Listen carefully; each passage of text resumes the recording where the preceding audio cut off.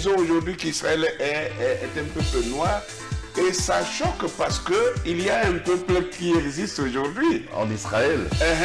Sur un territoire appelé Israël. Israël et qui n'est pas noir. Et qui n'est pas noir. Voilà. Et donc ça peut paraître scandaleux, mais nous voulons partir sur la base des Saintes Écritures parce que si Dieu a parlé de son peuple dans les Écritures, il a dû identifier ce peuple-là. Ça c'est terrible. Dieu est en train de nous prévenir qu'il y a un peuple qui allait se substituer au peuple élu. Et qui allaient se faire passer pour des juifs et qui ne seraient pas des juifs. Voilà pourquoi ceux qui sont en Israël, d'abord à commencer par la langue qu'ils parlent, ce n'est pas l'hébreu, ils parlent le yiddish. Ça, ceux qui ne le savent pas, c'est de l'ignorance. Donc la servitude qui devait durer 4 siècles précis, c'est la traite négrière selon Deutéronome 28-68. Il devait revenir d'abord en Égypte. Et l'Égypte, c'est l'Afrique. Et Dieu a donné ce code à Jean pour montrer qu'à la fin des temps, il y aura seulement de 144 000. Et 144 000 jours vous donne 4 siècles. 4 siècles. Cherchez vos 144 000 pas chez les témoins de Jéhovah. Vous voyez l'Égypte antique. L'Égypte antique, c'est prouvé aujourd'hui. Ce n'est plus un secret pour quelqu'un que l'Égypte antique était nègre. Et si Pharaon n'a pas pu reconnaître que cet enfant-là était un enfant hébreu, alors que les pharaons étaient noirs, si les Hébreux étaient blancs, comment un enfant blanc pouvait-il se cacher dans la maison de Pharaon alors que Pharaon cherchait à tuer tous les petits garçons blancs? Non, les Égyptiens se circoncisaient 1000 ans avant les Hébreux. Les Hébreux sont venus apprendre la circoncision en Égypte. C'est 1000 ans avant qu'Abraham n'arrive en Égypte. Un blanc, même malade, ne peut pas devenir noir. S'il était né parmi les Louba ici, Jésus serait un Louba, mais quand même Dieu dans un corps de Louba. Oui. Donc Jésus est né parmi les Hébreux. Okay. Et si les Hébreux sont noirs, Jésus est né parmi les Hébreux en tant que noir.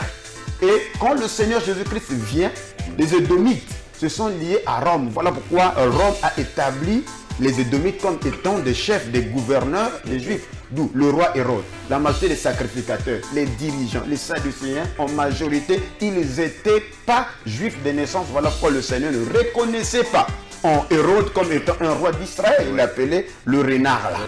La souffrance, vous allez finir par comprendre que la souffrance de l'Afrique découle de là. Et maintenant, la solution, ce n'est pas avec les politiciens. Voilà pourquoi les politiques se sont battus. Ils ont fait tout ce qu'ils pouvaient. Mais ils n'y arrivent pas. Parce que c'est une question de prophétie. Si Dieu a dit, je vais frapper ces gens, mais je vais les guérir. Il nous a frappés pendant 400 ans. Traite négrière, travaux forcés, apartheid, colonialisme, néocolonialisme actuellement. Mais nous allons nous relever. Ça aussi, c'est une prophétie. Disons, au commencement, Dieu créa les cieux et la terre et l'Esprit de Dieu se mouvait au-dessus des eaux. Des eaux. Le mot hébreu eau, c'est maïm. Maïm. Maïm. Et c'est le même mot que vous retrouvez en lingala.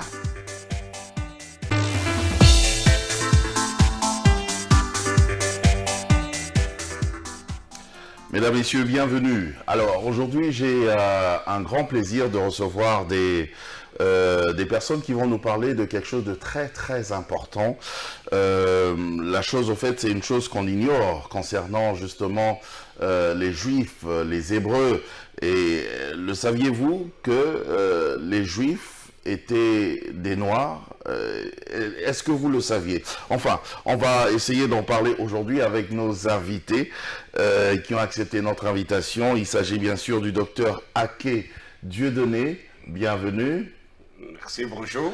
Bonjour, et nous avons aussi le docteur King Fortuné, avec qui on a parlé d'ailleurs depuis très très longtemps. On préparait cette émission. Bienvenue. Merci. Voilà, alors je m'en vais directement, je pose la première question parce que c'est vraiment cette question-là qui va nous aider justement à avancer. Hein. Vous allez essayer de répondre tout le temps à deux. Je commence par docteur Aké. Vous dites que les Juifs, les vrais Hébreux sont des Noirs, les Africains. Nous. Pourquoi? D'accord, merci. Je voudrais saluer les téléspectateurs de Congo Web et qui nous suivent actuellement et dire que nous sommes si heureux de partager ce thème avec eux. Et les Juifs sont noirs. C'est choquant. C'est choquant. C'est choquant, mais c'est une réalité parce que quand on parle de Juifs ou Hébreux, cela fait attrait aux Saintes Écritures, à la Bible. Parce que la Bible, nous savons bien que Dieu a donné sa parole à un peuple donné. La Bible dit que Dieu a regardé parmi tous les peuples, il a choisi, n'est-ce pas, une nation. Une nation. Voilà, qui devait, n'est-ce pas, être appelée la nation élue, le peuple élu. Et c'est à ce peuple élu que Dieu a confié sa parole. Et ce peuple devrait accepter cette parole et se charger d'être missionnaire de Dieu maintenant pour aller vers les autres nations. Et ce peuple-là s'appelle le peuple d'Israël. Et maintenant, nous disons aujourd'hui qu'Israël est un peuple noir. Et ça choque parce qu'il y a un peuple qui existe aujourd'hui. En Israël. Sur un territoire appelé Israël. Israël et qui n'est pas noir. Et qui n'est pas noir. Voilà. Et donc ça peut paraître scandaleux, mais nous voulons partir sur la base des Saintes Écritures parce que si Dieu a parlé de son peuple dans les Écritures, il a dû identifier ce peuple-là. Il a dû identifier ce peuple-là. Que dit les Saintes Écritures? Parce que je rappelle ici que vous êtes chrétien. Nous sommes bien chrétiens, on est des pasteurs. Oui, vous êtes des pasteurs. On est des pasteurs. Voilà. Responsables d'assemblée. D'assemblée, en plus. Oh, quel choix. Oui, expliquez-nous. Que disent justement les Saintes Écritures? Que disent les Saintes Écritures? Premièrement, il faut d'abord enlever l'obstacle qui fait l'écran dans la mémoire des gens actuellement, parce que dès qu'on dit que les Hébreux sont noirs ou les Juifs sont noirs, directement tout le monde tourne ses regards vers Israël, en Palestine, et on voit que ce sont des Blancs. Alors donc on se dit, mais qu'est-ce que ces gens-là racontent là? Est-ce que ce n'est pas des hérésies là? Alors nous allons voir dans Apocalypse chapitre 2, le verset 9, Apocalypse 2, verset 9, qui nous dit quelque chose de très clair et de très précis. La Bible dit là-bas que je connais ta tribulation. Laissez-moi lire ça rapidement. Apocalypse chapitre 2, voilà, le verset 9. Je connais ta tribulation et ta pauvreté, bien que tu sois riche, et les calomnies de la part de ceux qui se disent juifs et ne le sont pas, mais qui sont une synagogue de Satan. Ça, c'est terrible. Dieu est en train de nous prévenir qu'il y a un peuple qui allait se substituer au peuple élu et qui allait se faire passer pour des juifs et qui ne seraient pas des juifs. C'est une imposture, ça. C'est une imposture, mais qui sont une synagogue de Satan, c'est-à-dire des adorateurs de Satan. Une synagogue, c'est un endroit où les juifs se rassemblent pour adorer. Mais Dieu précise que ce sera les gens de la synagogue de Satan. Ça, c'est terrible. Et nous devons faire attention à cela parce que, alors là, si on ne fait pas attention, on risque de prendre le faux pour le vrai et le vrai pour le faux. C'est ce qui a été fait d'ailleurs. D'ailleurs, encore, et après chapitre 3, 9, dit encore la même chose et enfonce la chose plus gravement. Et Apocalypse 3, 9, qui nous dit encore, voici, je te donne de ceux de la synagogue de Satan qui se disent juifs et ne le sont pas, mais qui mentent. Vous voyez le mot qui est utilisé par Dieu ici, qui mentent. Voici, je les ferai venir se prosterner à tes pieds et connaître que je t'ai aimé. Alors, Dieu dit, je te donne de ceux de la synagogue de Satan qui se disent juifs, mais qui ne le sont pas, mais qui mentent. Quand Dieu dit que quelqu'un ment, il faut bien peser ce mot-là. C'est grave. C'est très grave. Dans la Bible, Jésus a dit que celui qui est le père du mensonge, c'est Satan. C'est Satan. Donc ce peuple-là, Dieu l'a identifié comme étant le peuple de Satan. Voilà pourquoi ceux qui sont en Israël, d'abord à commencer par la langue qu'ils parlent, ce n'est pas l'hébreu, ils parlent le yiddish. Ça, ceux qui ne le savent pas, c'est de l'ignorance. Oh, c'est pas l'hébreu? Ce n'est pas l'hébreu. Ça, c'est bien connu de tous. Ça s'appelle le yiddish. Et le yiddish, c'est une langue germano-turque, mélangée des mots slaves. Qu'on appelle le yiddish. Ce n'est pas l'hébreu.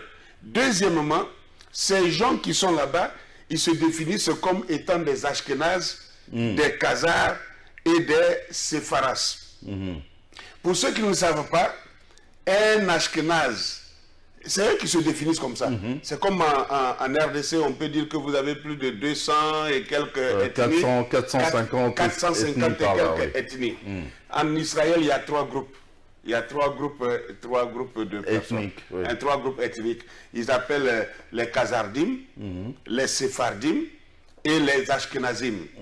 Donc, quand on prend les les gens comme les Ashkenazim ou les Ashkenazes. Ashkenaz, bibliquement, c'est le premier fils de Japheth, le premier petit-fils de Japheth. C'est-à-dire Noé a eu 3 fils. 3 fils. Cam, Sem et Japheth. Et quand on parle d'Israël ou des Sémites, ce sont les descendants de Sem. De Sem. Vous comprenez bien? Parmi les 3 fils de Noé, ce sont ceux qui descendent de Sem, qu'on appelle les Sémites. Et c'est parmi les Sémites que se trouve Héber, l'ancêtre d'Abraham, d'où découle le mot hébreu. Héber, le mot hébreu découle de Héber, qui est l'un des ancêtres d'Abraham. Héber, Péleg, Terach, Nahor, Abraham. Donc d'Abraham découle Isaac, Jacob, Jacob, les 12 tribus qui forment maintenant la nation d'Israël. Donc vous voyez que pour être juif, il faut être d'abord un sémite. Or les Ashkénazes sont carrément de la lignée de Japheth. C'est-à-dire le premier fils de Japheth s'appelait Gomer et le premier fils de Gomer s'appelle Ashkenaz. Donc ce sont les descendants d'Ashkenaz qui sont en Israël actuellement. Ok, donc sur base de ça déjà, c'est exclu. C'est exclu, ils sont hors sujet. Ils n'ont aucune goutte d'Abraham en eux. Pas du tout. Et maintenant, les Khazars, prenons les Khazars. Les Khazars découlent d'un ancien royaume qui a existé entre le 4e et le 11e siècle, qu'on appelait la Khazarie, qui se situait au sud de la Russie et entre la mer Caspienne et la mer Noire. Et justement, la zone de l'Ukraine actuellement. Vous voyez un peu. Et ce royaume-là, c'était des Turcs, c'était un peuple turc mélangé de Slaves et de Russes. C'est ceux-là qu'on a appelé le royaume Khazar. Et ce sont ces Khazars-là qui aujourd'hui se sont dispersés partout dans le monde parce que à l'époque, si vous lisez bien l'histoire, on vous dira que c'était un peuple usurpateur. C'est-à-dire c'était un peuple qui agressait tous ceux qui passaient. Et donc, ils arrachaient leurs biens, ils les tuaient et ils prenaient leur identité. Déjà à l'époque, ils étaient déjà comme ça, des imposteurs. Des imposteurs.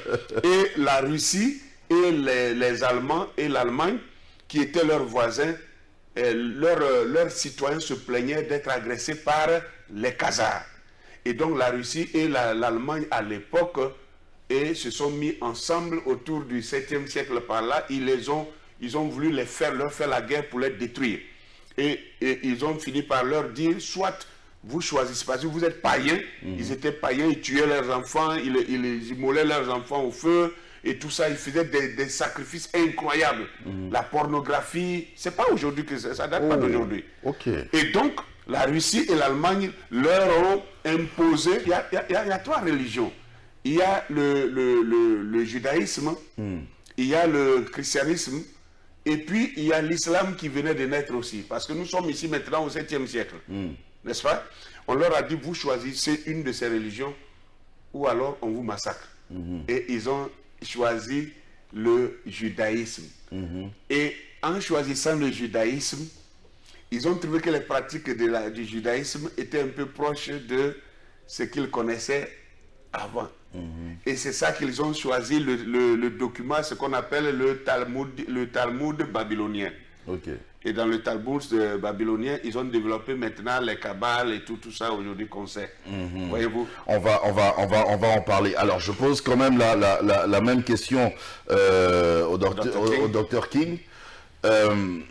Allez, essayez de nous éclairer encore plus, de creuser encore plus, parce que le docteur Aké est parti déjà sur base de ce texte d'Apocalypse, et il nous a même parlé des enfants de Noé, il a même évoqué les 12 tribus d'Israël, mais tout ça ne montre pas que le juif est noir. Voilà, tout ça ne montre pas que le juif est noir. Oui. Ok, ben, je crois que c'est une situation, une question très, très complexe et puis il faut avoir plus du temps pour développer, mais je pense que nous sommes ici pour donner quelques briefs Premièrement, je vais prendre la notion de la numérologie. La numérologie par rapport à une clé prophétique dans Apocalypse chapitre 7, le verset 4 à 5. Il s'agit là de tout ce que la majorité des croyants, des chrétiens savent. Il s'agit du scellement des 144 000. Et dans nos églises traditionnelles, ou quand je parle de l'église traditionnelle, c'est-à-dire la doctrine universelle que l'on enseigne, l'on a souvent dit qu'au temps de la fin, il y aura le scellement des 144 000 juifs. Mais la Bible ne fait pas allusion aux 144 000 juifs. Il s'agit là du scellement des 144 000 Israélites.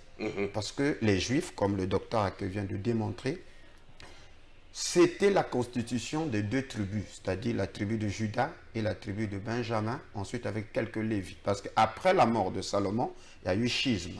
Il y a eu Parce que là encore, vous venez de nous éclairer sur quelque chose, parce que nos amis les témoins des Jéhovah nous parlent justement des 144 000 élus. Alors qu'ils sont plus des millions. Alors, ça, c'est un autre débat. Oui. Donc, il s'agit là Merci, docteur. des 144 000 personnes scellées de toutes les 12 tribus de la maison d'Israël. Donc, la reconstitution d'Israël comme étant les élus ou les prémices qui sont rachetés ici, ils sont 144 000 Israélites. Mais lorsque l'on étudie en matière de nombres, 144 000 pris sur le principe des jours, selon le livre de Daniel, le livre de l'Apocalypse, une année est égale à un temps. Ou un temps de temps est la moitié d'un temps. Donc une année égale à un temps. Donc lorsque nous prenons 144 000 jours, donc ce nombre 144 000 jours, divisé par un temps, c'est-à-dire 360 jours, ça nous donne 400 ans. OK? Donc dans le code 144 000, nous avons un chiffre prophétique de 400 ans. 400 ans. Alors, 400 ans est en rapport avec le châtiment des Hébreux. D'où Dieu avait dit à Abraham que ta progéniture sera en servitude, sera opprimée pendant 400 ans. Oui. À la 4e génération, je descendrai et je les délivrerai par ma main puissante. Ensuite, le chiffre 430 ans se retrouve aussi dans le code d'Héber, qui est bien sûr l'ancêtre des Hébreux. Parce que Héber vécut après la naissance de Péleg pendant 430 ans. D'où vous verrez que lorsque nous rentrons plus profond là, vous verrez les chiffres 430 ans se retrouvent aussi dans Ézéchiel chapitre 4, où Ézéchiel devait se pencher 390 jours pour porter le péché de la maison Juste une parenthèse, vous allez continuer, juste une parenthèse. Est-ce que Héber, cet ancêtre des Hébreux, est-ce que Héber était noir? Oui, effectivement, voilà pourquoi. On va la deuxième chose que je vais dire, c'est ça. Vous aurez la parole, docteur Ake.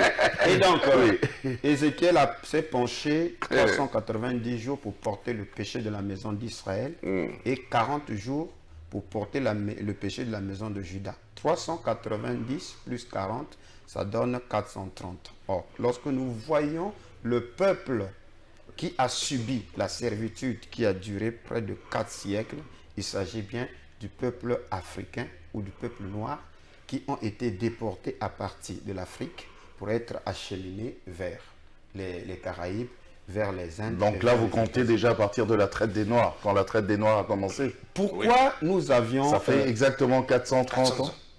400 ans. Le châtiment de 4 siècles est un châtiment réservé qu'à Israël. Donc le peuple qui subit ce châtiment-là, assurément c'est Israël. Parce que selon quelqu'un va dire c'est juste une coïncidence.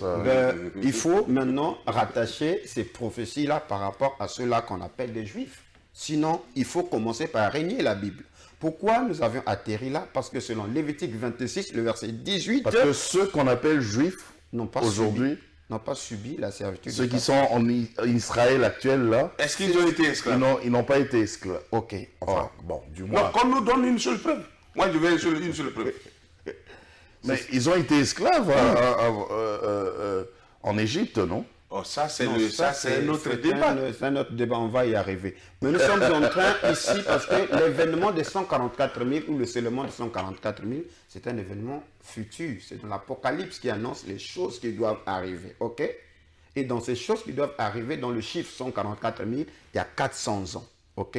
Donc s'il faut trouver le peuple des 144 000, c'est le peuple qui subit 400 ans de servitude. Pourquoi 400 ans de servitude? 4 siècles. Ok.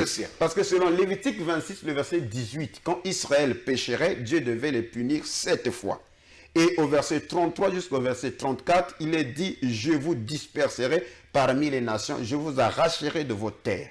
Et dans Deutéronome 28, le verset 68, là, dans Deutéronome, il faudrait que les téléspectateurs prennent leurs notes, qu'ils étudient, qu'ils lisent calmement ce chapitre, comme dit mon frère ici. Il faut le lire avec les yeux décolonisés. Il s'agit là des châtiments. J'aime bien ce terme. Des châtiments qui devaient toucher Israël en cas de désobéissance. Et le dernier châtiment, il est dit, et l'Éternel te ramènera sur des navires en Égypte, et tu feras ce chemin dont je t'avais dit, tu ne le verras plus. Oui. Là, vous vous offrirez en vente à vos ennemis comme esclaves, comme servantes. Donc, voyez-vous que là... Oui, alors, je vais revenir sur cette question de Hébert, l'ancêtre, parce qu'on doit en savoir plus. Oui. Pourquoi vous avez rejeté carrément cette question? Vous m'avez dit, ça c'est un autre débat, mais nous savons dans la Bible que vraiment les enfants d'Israël étaient esclaves en Égypte. Non, ils n'ont pas fait 400 ans d'esclavage. Ils ont séjourné 210 ans. Parce que la Bible, les versions que nous avions aujourd'hui... Mais ils étaient quand même esclaves. Non, ils ont été opprimés. Par exemple, nous sommes encore sous l'esclavage à ciel ouvert. Parce que nous sommes encore des colonies. Donc les Israélites ont séjourné pendant 210 ans en Égypte. Et la vraie traduction dans le Talmud, pardon, dans le Tanakh, et aussi dans la Septante, la Bible des Samaritains, il est dit que le séjour d'Israël dans le pays d'Égypte et dans le pays de Canaan fut de 430 ans. Donc les 430 ans vont depuis Abraham jusqu'à la promulgation de la loi. Et c'est ce que Paul dit. Donc la servitude qui devait durer 4 siècles précis, c'est la traite négrière selon Deutéronome 28, 68. Il devait revenir d'abord en Égypte. Et l'Égypte, c'est l'Afrique. C'est à partir de l'Afrique qui devait être vendu. Parce que le mot Mitzraïm, c'est aussi servitude. Parce qu'il ne s'agit pas de l'Égypte à l'origine. L'Égypte, ce sont les Grecs qui ont amené ça au 3e siècle avant Jésus-Christ. Donc il s'agit là du mot Mitzraïm qui veut aussi dire servitude. Donc il devait subir une servitude accrue selon la prophétie que l'Éternel a donnée à Abraham et aussi le nombre d'Hébert, c'est qu'il devait subir cela. Et Dieu a donné ce code à Jean pour montrer qu'à la fin des temps, il y aura seulement de 144 000. Et 144 000 jours vous donne 4 siècles. 4 siècles. Cherchez vos 144 000, pas chez les témoins de Jéhovah. Cherchez-les parmi ceux-là qui ont subi la servitude de 4 siècles. Mesdames, Messieurs, vous pouvez toujours laisser un commentaire, un message à ce numéro de téléphone. Je sais que là, dans vos maisons, ça bouillonne un tout petit peu. C'est vrai que moi-même aussi, quand j'ai appris ça, parce qu'on a eu à faire un briefing, ma tête avait bougé, donc on doit essayer de comprendre. On a parlé d'Hébert, docteur Aké. Oui. Hébert, était-il, lui l'ancêtre des Hébreux, était-il noir? Merci. D'abord, il faut nous le prouver. Je vais le prouver maintenant. Oui. D'abord, je commence par vous dire, pour que vous puissiez bien comprendre, que tous les téléspectateurs puissent comprendre ce que nous sommes en train de dire. Il faut que nous passions aussi sur la réalité. Vous voyez l'Égypte antique. L'Égypte antique, c'est prouvé aujourd'hui. Ce n'est plus un secret pour quelqu'un que l'Égypte antique était nègre. Les pharaons du temps de Joseph... Les pharaons étaient des noirs. Ils étaient des noirs. Ça, c'est prouvé aujourd'hui. Ce n'est plus un débat. Si quelqu'un ne sait pas ça, c'est une question d'ignorance simplement. Personnelle. Sinon, c'est la... Tous les pharaons? Tous les pharaons étaient noirs. Ok. Tous les pharaons étaient noirs. Alors, sur cette base-là, si nous prenons Exode chapitre 2, Exode chapitre 2, versets 5 à 9, que je vais parcourir rapidement, là-bas, c'est la naissance de Moïse. Et vous savez qu'au moment où Moïse naissait en en Égypte, Pharaon avait pris la décision d'éliminer tous les enfants mâles qui naissent parmi les Hébreux. Oui. Parce qu'ils ont dit qu'ils avaient peur de la multiplication de la démographie des Hébreux. Donc tous les enfants mâles qui naissaient devaient être éliminés dès le bas âge. Mais voilà que Moïse, sa mère, l'extrait et le cache parce qu'il était trop beau, dit la Bible. Et donc, jusqu'à un certain âge, elle ne pouvait plus le conserver et elle est allée le glisser sur le Nil comme on le sait dans un panier. Et la Bible dit que la fille de Pharaon a récupéré cet enfant. Et elle a dit, ça c'est un enfant des Hébreux. Elle l'a dit, ça c'est un enfant des Hébreux. Comment elle a su? Maintenant, mais je l'aime. Je vais le prendre et je vais l'élever. Elle va présenter cet enfant à son père qui est Pharaon. Et elle lui dit, c'est mon enfant. Et son père accepte ça. Et le père Pharaon a accepté, élevé cet enfant. Et en grandissant avec le propre fils de Pharaon, Pharaon s'est rendu compte que cet enfant était meilleur que son propre fils. Et Pharaon même lui a promis le trône. Vous savez ça. Mais de vous à moi, vous savez bien que le trône de Pharaon, c'est comme les royautés africaines. Ne peut monter au trône que celui qui a le sang royal. On ne donne pas le trône à n'importe qui. À n'importe qui. Merci. Donc, ça veut dire que si Pharaon n'a pas pu reconnaître que cet enfant-là était un enfant hébreu, alors que les pharaons étaient noirs, si les Hébreux étaient blancs, comment un enfant blanc pouvait-il se cacher dans la maison de Pharaon, alors que Pharaon cherchait à tuer tous les petits garçons blancs? Mais il n'avait pas vu que ce garçon mâle était circoncis. Ce n'est pas d'abord laisser d'abord C'était un des signes. Un Égyptien aussi pouvait le faire. Les Égyptiens aussi étaient circoncis. Non, les Égyptiens se circoncisaient 1000 ans avant les Hébreux. Les Hébreux sont venus apprendre la circoncision en Égypte, s'il vous plaît. Ça aussi, c'est des informations que les gens ne savent pas. Les 1000 ans avant qu'Abraham n'arrive en Égypte. Ok. Donc ça, ça ne pouvait pas balloter ce pharaon.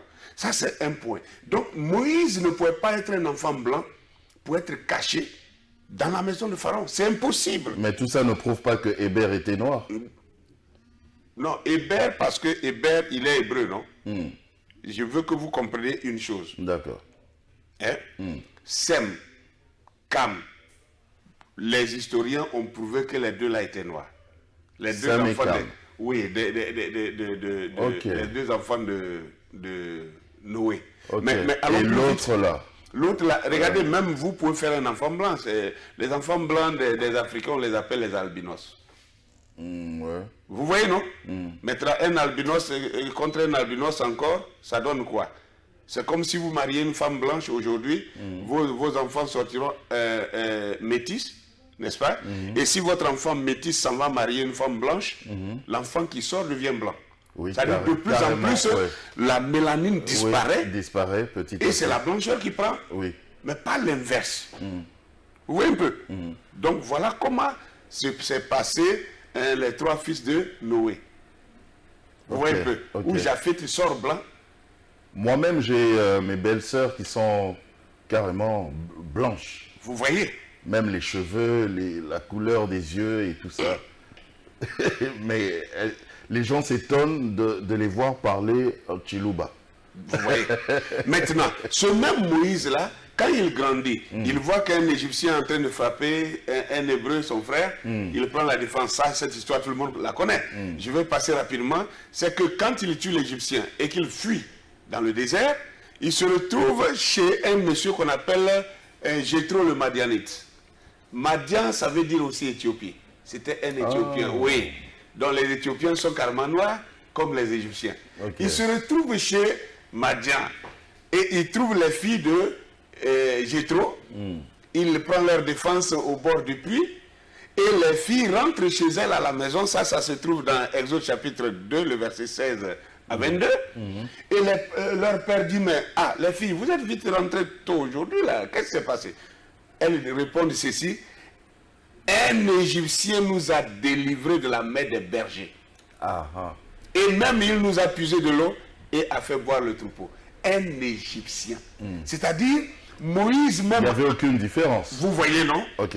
Ça veut dire que Moïse et les Égyptiens, il n'y avait pas de différence. Moi, je viens de la Côte d'Ivoire, n'est-ce pas? Mais si je ne vous dis, si je ne parle pas, que je marche dans la rue comme ça, tout le monde me prendra pour un Quinois. Oui. pour un Congolais, parce que Oui. vous et moi, on a... Même moi, je ne savais pas que vous êtes ivoirien. Vous voyez, quand je vais parler, vous allez entendre mon accent. Le petit accent. Et Voilà, ouais. Sinon que vous me prendrez pour un Congolais. Pourquoi? Parce que, mais si un Allemand arrive ici, est-ce qu'on peut confondre un Allemand avec un Quinois, avec un Congolais? Non. Déjà, la peau, la couleur de peau fait la différence de loin. Voyez-vous? Alors, voilà des choses. Maintenant, tout le peuple d'Israël, quand Jacob est resté en Égypte, Jacob est venu trouver son fils qui était premier ministre en Égypte. Avec tous ses 12 fils, ils sont venus vivre en Égypte. Quand Jacob meurt en Égypte et que Joseph décide d'aller enterrer son père à Canaan, n'est-ce pas? Cette histoire se trouve dans Genèse 50. Genèse chapitre 50, versets 7 à 11. Je vais lire à la rafale pour que les gens comprennent un peu. Joseph monta pour enterrer son père. Avec lui montèrent tous les serviteurs de Pharaon, anciens de sa maison, tous les anciens du pays d'Égypte.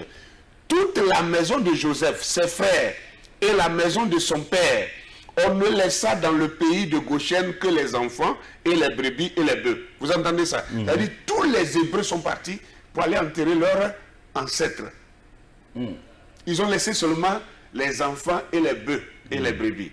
Et la Bible dit au verset 9, il y avait encore avec Joseph des chars et des cavaliers, en sorte que le cortège était très nombreux. Arrivé à l'ère d'Atad, qui est au-delà du Jourdain, ils firent entendre de grandes et profondes lamentations, et Joseph fut en l'honneur de son père un deuil de 7 jours. Les habitants du pays, c'est-à-dire à Canaan, quand ils sont arrivés à Canaan là-bas, ils ont commencé à pleurer, faire le deuil. Et la Bible dit, les habitants de Canaan furent témoins de ce deuil dans l'ère d'Atad, et ils dirent, voilà un grand deuil parmi les Égyptiens. C'est-à-dire tout Israël, tous les enfants d'Israël, ils quittent l'Égypte, ils reviennent à Canaan pour enterrer leur père, eux on les confond aux Égyptiens. Ça veut dire tout le... Alors, si les Égyptiens sont noirs, et que toute la famille d'Israël... Tout le monde était confondu. Ils sont confondus. Attendez. Donc, tout le monde était noir. Alors, ça ne s'arrête pas là. On peut toujours encore donner des preuves. Allons maintenant dans le Nouveau Testament. D'abord, avant d'arriver au Nouveau Testament, Job, vous savez que Job était un prophète. Était un prophète de la Bible. Job était un prophète de la Bible. Job de la Bible. Oui. Job de la Bible est un prophète de la Bible. Et en tant que prophète, il est quoi? Est-ce que c'était un Européen ou un Asiatique? C'est quoi? Job doit être un Hébreu. Puisque tous les prophètes sont hébreux. N'est-ce pas? Maintenant, on va entendre ce que Job dit de sa propre peau, sa couleur. Job parle de sa couleur. Job lui-même parle de sa couleur. Job 30, le verset 28 et 30. Job 30, 28 et 30. Job dit ceci, je marche noirci, mais non par le soleil. Je marche noirci, mais non par le soleil. Je me lève en pleine assemblée et je crie. Ma peau noircit et tombe, mes os brûlent et se dessèchent. Job qui parle comme ça. Je marche noirci, mais ce n'est pas le soleil qui m'a noirci. Si ce n'est pas le soleil, ça veut dire quoi? Il est né naturellement noir. Donc Job, dans sa galère, dans sa misère, dans sa souffrance, dans sa maladie, ça dit quand un Africain a souffert les maladies, il devient plus noir. La misère, la galère. Il est en train de dire ça. Un blanc, même malade, ne peut pas devenir noir. Non, pas du tout. Ça c'est clair. Est-ce que Jésus était noir? Mais si tous les Quinois sont noirs, eh ben, peut-être, qu'est-ce que je veux dire? Si toute la RDC était un peuple noir, et combien, dites-moi, une star d'ici là? Le football et n'importe quoi. Le Trésor Poutou. Poutou Trésor. On dit que Trésor, lui, il est un blanc. Est-ce que c'est normal? C'est comme si on dit que la Côte d'Ivoire, c'est un pays noir, mais Didier Drogba, c'est un blanc. Est-ce que ça marche? Est-ce que ça va? Ça ne marche pas. C'est pas cohérent. Ça ne marche pas. Si Jésus descend des Hébreux, physiquement, humainement parlant, parce que Jésus, même s'il est Dieu comme nous le croyons, mais il est né dans un peuple. Il est né au milieu d'un peuple. Et ce peuple-là, s'il était né parmi les Louba ici, Jésus serait un Louba, mais quand même Dieu dans un corps de Louba. Oui. Donc Jésus est né parmi les Hébreux. Ok. Et si les Hébreux sont noirs, Jésus est né parmi les Hébreux en tant que noir. Jésus n'a jamais été blanc. D'accord. Dr King, maintenant là vous le dites, vous le développez et voilà, vous essayez de faire comprendre au peuple noir que ben voilà, ce sont les noirs qui sont les vrais juifs, les vrais hébreux. Alors, qu'est-ce qui a fait que les valeurs changent, les identités changent? Aujourd'hui, les Juifs, c'est d'autres personnes là qu'on connaît, qui sont en Israël, qui sont tout blancs. Et les Noirs, ben voilà, c'est nous, on est là comme ça. Ben merci. Premièrement, il y a la prophétie ou le conflit entre Jacob et son frère Esau. Ces deux nations, depuis le sein de leur mère, ils étaient en guerre. Mais il a été annoncé que l'aîné sera assujetti par le plus petit, le cadet. Et la bénédiction a été donnée à Jacob. Et Esau s'est vu être privé de tout. Mais au moment où Jacob sera dans son état d'errance, alors Esau va se délivrer de son joug. Il va contre-attaquer. Ok? Raison pour laquelle nous avons montré que celui qui a reçu les promesses, les lois, le culte, l'adoption, c'est Jacob ou Israël. Et quand il pêche, il sera détruit, puni 7 fois. Et parmi ces punitions, le niveau suprême de la punition, c'est la déportation. Ésaïe 18 parle, le verset 1 à 7, parle de ce pays qui fait ombrage avec ses ailes, terre où retentit les cliquetis des armes, qui est au-delà des fleuves de l'Éthiopie, ce pays qui est coupé par des fleuves. Le verset 7 dit qu'en ce temps-là, des offrandes seront apportées par ce peuple vigoureux, nation puissante qui écrase tout et dont le pays est coupé par des fleuves. Donc là, nous sommes déjà dans la configuration de la zone des Grands Lacs, c'est-à-dire dans toute cette zone-là, le pays qui est coupé par des fleuves. Et Sophonie 3, le verset 10, Sophonie qui est un juif d'origine éthiopienne, parce que son père est éthiopien. On dit bien que Sophonie, fils de Couchi, ou fils d'un Éthiopien. Donc il connaissait bien cette zone géographique. Et au verset 3, au chapitre 3, le verset 10, il dit « D'au-delà des fleuves de l'Éthiopie, mes adorateurs, mes dispersés, m'apporteront des offrandes. » Donc, conformément à ces deux écritures, Ésaïe 18 et Sophonie 3, 10, nous comprenons par là fleuves de l'Éthiopie. Ça veut dire que les dispersés d'Israël vont se retrouver au temps de la fin au-delà des fleuves de l'Éthiopie. Ça, on peut faire recours à n'importe quel géographe ou à n'importe quel anthropologue.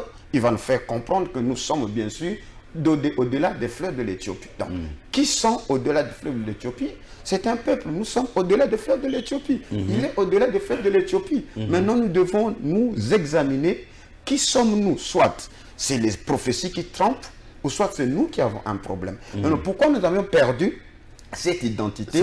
C'est parce que parmi les châtiments dans Deutéronome 32, le verset 21, il est dit que moi, j'exciterai leur jalousie par ce qui n'est point un peuple, je les irriterai par une nation insensée. Donc, par la désobéissance, Dieu avait annoncé qu'il y aura un peuple de remplacement qui suscitera votre jalousie. Voilà le problème devant lequel nous nous retrouvons. Ensuite, au verset 36 de Deutéronome 32, il dit « Je ferai disparaître leur mémoire d'entre les hommes. » Donc la mémoire d'Israël disparaîtra parmi les hommes. Dans le psaume 83, il est dit « Voici tes ennemis s'agitent, ceux qui te haïssent lèvent la tête. Ils forment contre ton peuple des projets pleins de ruses et ils délibèrent contre ceux que tu protèges. Venez, disent-ils, exterminons-les du milieu des nations, qu'on ne se souvienne plus du nom d'Israël. Ils se concertent tous d'un même cœur, ils font alliance contre toi, les tentes d'Édom et les Ismaélites, Moab et les Agaranites. Donc, Édom est à la tête de cette coalition. Parce que Édom, il est roux. Ok? Donc, Édom est plus brun ou plus clair à la naissance que Jacob. Ok? Et Édom finira par se mélanger. Il se mélange toujours avec la lignée de Japheth pour chercher le secours afin de prendre la place de son frère Jacob, parce que prendre la place de son frère Jacob, c'est prendre la bénédiction.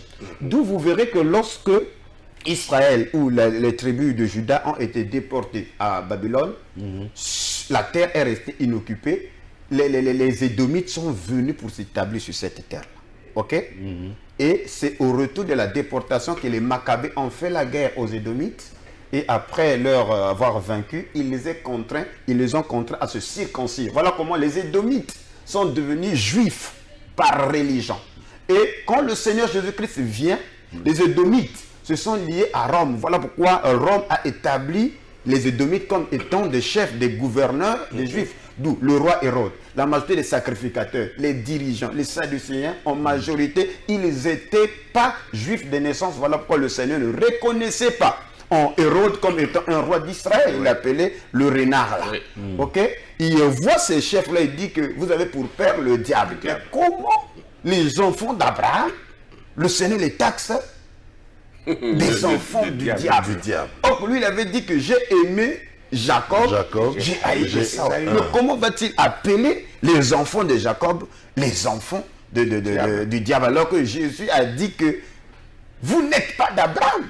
Donc, ils ne reconnaissaient pas leur lien de sang avec Abraham. Parce que s'ils étaient pour Abraham, il allait le reconnaître. Donc, en fait, il y a une usurpation. Il y a toute une guerre entre Édom et Jacob. Maintenant, si on vous dit que moi, c'est Jacob, le monde entier va bénir Jacob. Parce que quand Jacob s'est présenté devant son père, il ne s'est pas présenté comme Jacob. Il s'est présenté comme Édom. Et Isaac a béni Esau, alors que la bénédiction tombait sur Jacob. Rendez-vous compte que nous sommes Israël et vous bénissez un autre peuple qui n'est pas Israël. Mais la bénédiction, elle est effective. Ça va sur ce peuple-là. Parce qu'Israël avait reçu, selon Deutéronome 28, la bénédiction des finances. Tu prêteras à beaucoup et tu n'emprunteras pas. Tu seras la tête et non la queue. Tu seras en haut et jamais en bas. Et maintenant, si on vous a usurpé votre identité, alors, et vous donnez cette bénédiction-là aux autres, voilà pourquoi les Juifs de Wall Street contrôlent les finances, contrôlent le monde entier, parce que le monde les considère comme étant, eux, la lignée d'Abraham, alors que la lignée d'Abraham, après les châtiments, devait se retrouver en Afrique pour suivre la servitude qui devait durer 4 siècles, parce qu'il dit qu'ils seront ramenés, et je crois que le temps nous manque le temps nous manque sérieusement comment ils ont quitté Israël pour se retrouver en Afrique. C'est écrit dans les Saintes Écritures. En tout cas, alors j'aimerais que vous avez chacun 2 minutes.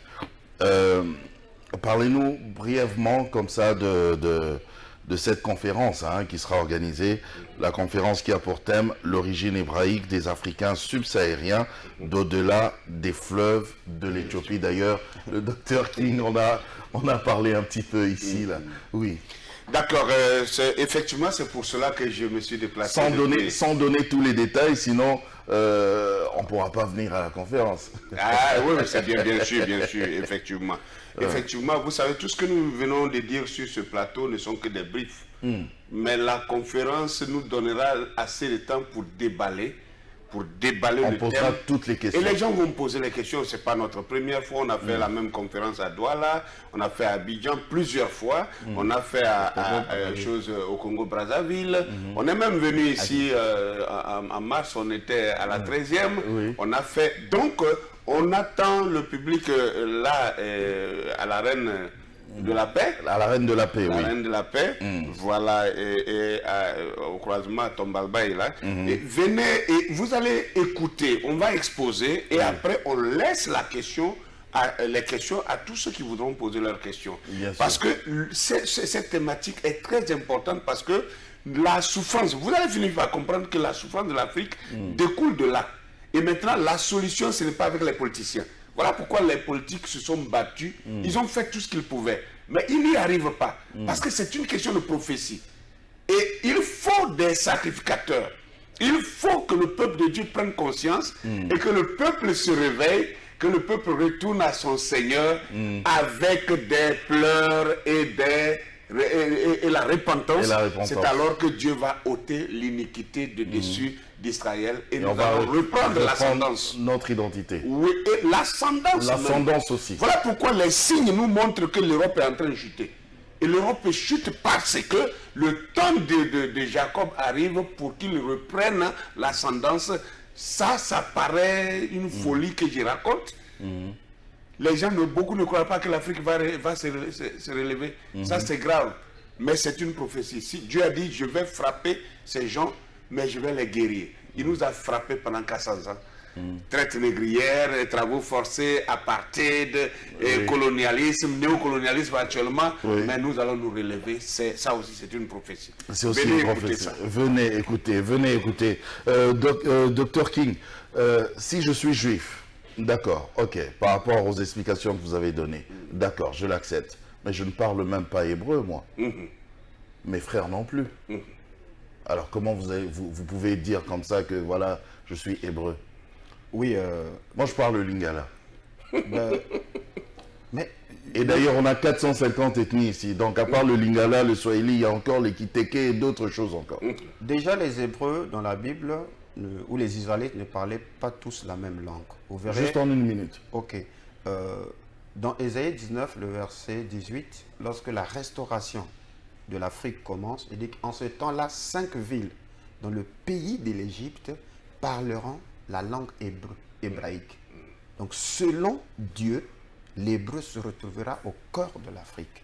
Okay. Ce que vous êtes en train d'ignorer, c'est que l'hébreu s'est éclaté et une grande partie des mots se retrouvent dans le lingala, dans le kikongo, dans le swahili, dans le luba, etc. Disons, au commencement, Dieu créa les cieux et la terre et l'Esprit de Dieu se mouvait au-dessus des eaux. Des eaux. Le mot hébreu « eau », c'est « maïm ». Maïm. Et c'est le même mot que vous retrouvez en lingala. Oui, maïm. nous aussi, on dit maï. Ok. Le livre de Lévitique, c'est une falsification, sinon que en paléo-hébreu, c'est vaïka. Et pour ceux-là qui connaissent bien le Kikongo, le mot vaïka est un mot sacré dans l'exorcisme. Quand on dit vaïka, ça veut dire soit purifié, soit chassé, etc. Voyez-vous que, ensuite, pour terminer, je prends un mot lingala comme mobali. Mobali, dans la Bible, il y a une divinité qui était diamétralement comme une idole qui suscitait la jalousie du Dieu d'Israël, qui était le Dieu Baal. Baal, c'est français, sinon c'est Baal ou Baali. Vous voyez? Et donc, qui veut dire en hébreu maître. Donc, Baal, c'est le maître. Quand on dit Mobali, donc la femme appelle son mari Mobali, mon maître ou mon seigneur. Donc, voyez-vous que... Mais chez nous, Mobali, c'est deux significations. Hein? Mobali, le mari, Mobali, l'homme. Mais c'est ce que ça veut dire. L'homme, c'est le maître. Moi, na Mobali. Donc, un enfant mâle. Mâle, le fort. Le puissant, le Seigneur. Voilà pourquoi Abraham, Sarah l'appelait Mobali. D'accord. On dit le mal dominant. Le mal dominant. Le chef. Mobali. Ah, ok. Le maître. Le maître. Celui qui règne. Celui qui règne. Mobali Nanga. Voilà. Mon maître. Voilà comme Israël cherchait. Sarah avait raison. Sarah avait raison. Ah, et nous aussi, on a raison. Alors, vous avez une minute chacun pour conclure. Je ne sais pas qui commence. Je peux aller. Docteur Aké. Merci beaucoup. Je voudrais d'abord remercier vraiment notre brillant présentateur. En tout cas, je me sens relax avec lui. Et je voudrais... Je dois venir en Côte d'Ivoire aussi. Hein. Mais finalement. Donc, vous avez déjà une famille là-bas. J'ai des amis là-bas, mais... Il faut que j'aille. Il faut arriver. Oui. Il faut venir. J'ai des amis ivoiriens. Vous serez bien. Moi, je suis le premier à vous recevoir. Et je dois découvrir Yopougon, mais je suis à Yopougon. Voilà. Je suis installé à Yopougon, moi. Je dois venir à Yopougon. Oui, votre conclusion. Je voudrais dire aux gens qui nous écoutent que ce plateau n'est pas suffisant pour tout dire. Nous avons des chaînes. Moi, j'ai une chaîne, c'est l'Ouragan du Midi, sur lequel vous pouvez avoir toutes ces vidéos. Nous avons fait des dizaines et des dizaines de vidéos sur ces enseignements-là qui expliquent en détail ces choses. Ou le tabernacle amour fraternel, vous tapez ça, ou alors vous prenez simplement mon nom, le révérend Ake Dieudonné. Sur YouTube, vous verrez toutes ces vidéos. Alors donc, aussi pour ceux qui voudraient, je peux donner mon contact. Oui, vous le regardez, vous leur dites. Oui. Voilà, mon contact personnel, c'est vous faites le plus 225 05 05 48 12 72. Plus 225 05 05 12 48 12 72. Nous vous invitons le samedi et le dimanche. Samedi, ce sera le matin. Le matin, c'est de 9h à 12h30. Et puis l'après-midi, c'est de 14h à 17h. Mais le dimanche, comme tout le monde va aller à l'adoration, donc c'est l'après-midi de 14h à 17h. À l'immeuble Reine de la Paix, au 5e niveau, la grande salle du 5e niveau, juste en face de l'IRNB, voilà, au croisement Tombalbaye. D'accord, sans problème. Dr King. Oui, c'est pour clôturer, c'est que comme le docteur Ake vient de le dire, que ce plateau ne peut pas tout développer. Le rendez-vous est pour le samedi et le dimanche. Pour retrouver mes enseignements, c'est juste... On pourra voir d'ailleurs une émission après la conférence. Hein? Oui, effectivement. Étendard du Midi sur YouTube, ou soit Dr King Fortuné. Vous allez voir toutes les conférences et les émissions que nous avons fait ensemble avec mon binôme ici. Alors, Israël se retrouve conformément à Ézéchiel 37 au-delà même de la mort, parce que c'est des ossements desséchés. Dans nos églises, on nous a dit que nous étions des ossements desséchés, etc. etc. Mais Ézéchiel n'a pas vu l'église, il avait vu le peuple d'Israël qui est rentré après la mort. Elle s'est déculturée, mais l'espoir est à venir, parce que la voix de la prophétie, il y aura un bruit qui va remuer ou rassembler les os, et après les nerfs, la peau et la chair. Donc ce que nous faisons ici, c'est peut-être la première étape qui rassemble les os et aussi les nerfs, parce que les nerfs, c'est le retour de la mémoire, voyez-vous, pour vous dire que vous ici, les habitants de la RDC, ceux qui sont à Kinshasa, je vous appelle mes frères israélites. Alors nous vous invitons de venir massivement, venir découvrir votre identité, parce que c'est lié à votre royauté. Parce que aussi longtemps que nous perdons notre identité, nous avions aussi perdu la royauté. Alors Jacob devient esclave en ce moment-là et Édom commence à régner. Mais la mission, c'est de renverser la tendance. En tout cas, merci Dr King, merci Dr Ake. Donc si je comprends bien, en réalité, on ne devrait même pas avoir des conflits, des guerres entre nous en Afrique, parce que nous sommes un seul peuple. Pas du tout. Nous sommes des Hébreux, les vrais. Les vrais. Les vrais juifs. Oui. C'est pourquoi c'est important qu'on le comprenne. C'est ça qui va nous unir. Alors pourquoi on se bat? On se retrouve la prochaine fois. Vous avez des questions, laissez vos questions. Nous allons revenir ici pour rappeler le Dr Ake et le Dr King. Ils vont répondre à toutes vos questions et vos préoccupations. Je vous aime. Au revoir.